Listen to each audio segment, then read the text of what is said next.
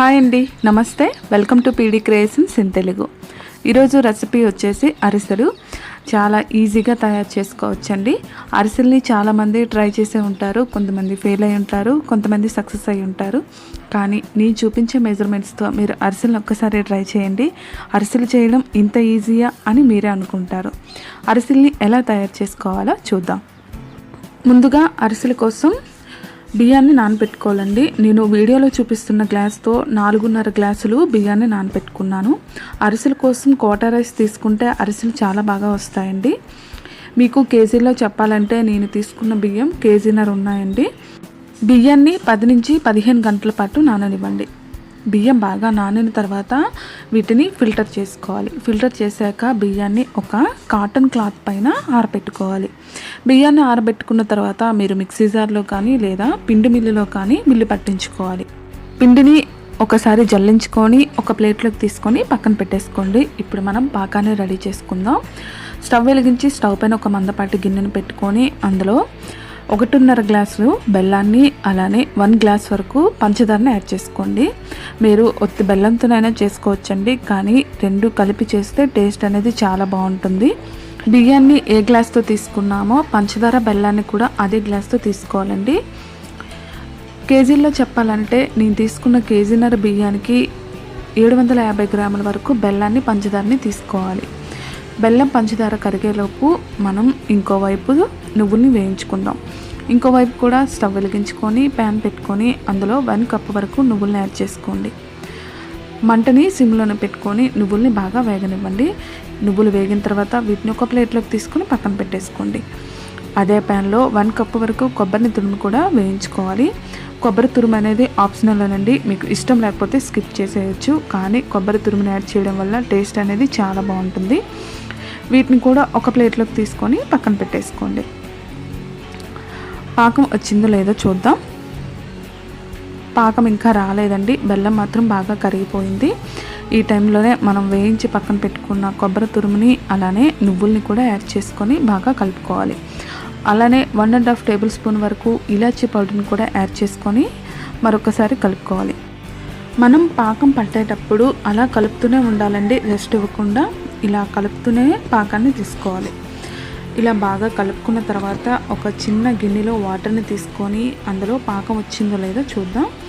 నేను ముందుగా తీసుకునేటప్పుడు పాకం అనేది సరిగ్గా రాలేదండి. ఉండలా అయితే వచ్చింది, కానీ కొంచెం మెత్తగా ఉంది. ఈ ఉండ అనేది కొంచెం గట్టిగా ఉంటేనే పాకం అనేది కరెక్ట్గా వచ్చినట్టు.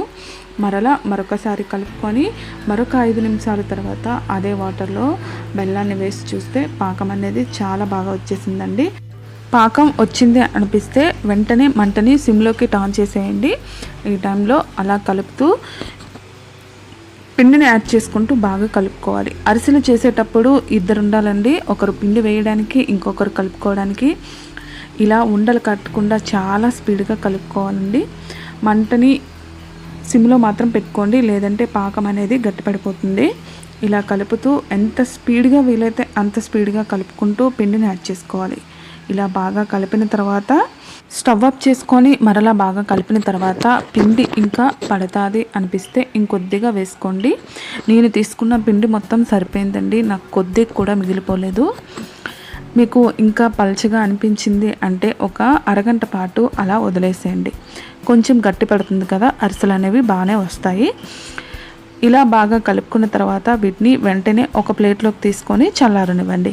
ఇలా చల్లారిన తర్వాత ఒక బటర్ పేపర్ తీసుకొని ఆయిల్ కానీ నెయ్యిని కానీ చేతికి బటర్ పేపర్కి అప్లై చేసుకొని ఇలా చిన్న సైజు పూరీలా ఒత్తుకోవాలి. పూరీ అంటే మరీ పలుచగా ఒత్తేయకండి, కొంచెం లావుగానే ఒత్తుకొని మీడియం హీట్లో ఉన్న ఆయిల్లో యాడ్ చేసుకోవాలి. నెమ్మదిగా యాడ్ చేసుకోండి, లేదంటే ఆయిల్ అనేది పైకి తులిపోతుంది. మంటని మీడియం ఫ్లేమ్లోనే పెట్టుకొని యాడ్ చేసుకోవాలి. ఇలా యాడ్ చేసుకున్న తర్వాత ఇది ఒక 2 నిమిషాలకి ఇలా పైకి తేలుతుంది. ఇలా పైకి తేలింది అనిపిస్తే అరిసెలు అనేవి చాలా బాగా వచ్చేస్తాయండి. వీటిని రెండో వైపు నెమ్మదిగా టర్న్ చేసుకోవాలి. రెండో వైపు కూడా టర్న్ చేసుకున్న తర్వాత మీరు తీసుకున్న ప్యాన్కి ఎన్ని అరిసెలు సరిపోతాయో అన్నీ ఒక్కొక్కటిగా నెమ్మదిగా యాడ్ చేసుకోండి. గోల్డెన్ బ్రౌన్ కలర్ వచ్చిన తర్వాత మీరు తీసుకున్న చిల్లీల గరిటతో ఇలా అరిసెని గట్టిగా ప్రెస్ చేయండి. అరిసెలో ఉండే ఆయిల్ అంతా బయటకు వచ్చేస్తుంది. మీ దగ్గర అరిసెల పీట అవైలబుల్గా ఉంటే అరిసెల పీట పైన వేసి ఒత్తుకోండి. ఎక్స్ట్రా ఆయిల్ ఏమైనా ఉంటే వచ్చేస్తుంది. ఇలా ఒత్తుకున్న అరిసిని ఒక ప్లేట్లోకి తీసుకొని పక్కన పెట్టుకోండి. మిగతా అరిసిని కూడా రెండో వైపు టర్న్ చేసుకుంటూ గోల్డెన్ బ్రౌన్ కలర్ వచ్చినంత వరకు ఫ్రై చేసుకోవాలి. ఇలా ఫ్రై చేసుకున్న తర్వాత వీటిని కూడా మనం తీసుకున్న చిల్లుల గరిటెతో గట్టిగా ప్రెస్ చేస్తే ఆయిల్ అనేది బయటకు వచ్చేస్తుందండి.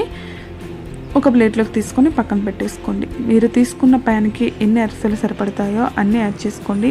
అరిసెలు యాడ్ చేసుకునేటప్పుడు చాలా నెమ్మదిగా యాడ్ చేసుకోవాలి, లేదంటే ఆయిల్ అనేది పైకి తులిపోతుందండి. ఇలా రెండు వైపులా గోల్డెన్ బ్రౌన్ కలర్ వచ్చిన తర్వాత మనం తీసుకున్న చిల్లుల గరిటెతో గట్టిగా ప్రెస్ చేసి ఒక ప్లేట్లోకి తీసుకుంటే అరిసెలు అనేవి రెడీ అయిపోయినట్టండి. అరిసెలు తయారు చేసుకునేటప్పుడు పాకం దగ్గర అలానే అరిసెలు వేయించుకునే దగ్గర కొంచెం జాగ్రత్తగా ఉంటే అరిసెలు అనేవి చాలా బాగా వచ్చేస్తాయండి. అరిసెలు వేయించుకునేటప్పుడు కూడా ఇద్దరు ఉండేటట్టు చూసుకోండి. అరిసెలు వేయటానికి ఒకరు, అలానే వేగిన అరిసెల్ని తీసుకోవటానికి ఇంకొకరు ఉండేటట్టు చూసుకోండి. అరిసెల్ని చాలా ఈజీగా తయారు చేసుకోవచ్చు కదా. నేనైతే మా అమ్మ వాళ్ళని అలానే అత్తయ్య వాళ్ళని అడిగి నేను కూడా 2-3 సార్లు ట్రై చేసి మీకు చూపిస్తున్నానండి. చాలా ఈజీగా తయారు చేసుకోవచ్చు. మీరు కూడా ఒకసారి ట్రై చేసేయండి. మీకు ఎలా వచ్చిందో మీ ఫీడ్బ్యాక్ని నా కామెంట్ రూపంలో తెలియజేయండి. అలానే ఈ వీడియో మీకు నచ్చినట్టయితే లైక్ చేయండి. మీ ఫ్రెండ్స్కి, మీ రిలేటివ్స్కి షేర్ చేయండి. మా ఛానల్ని సబ్స్క్రైబ్ చేసుకోండి. పక్కనే ఉన్న బెల్ ఐకాన్ని క్లిక్ చేయండి. Thank you for watching.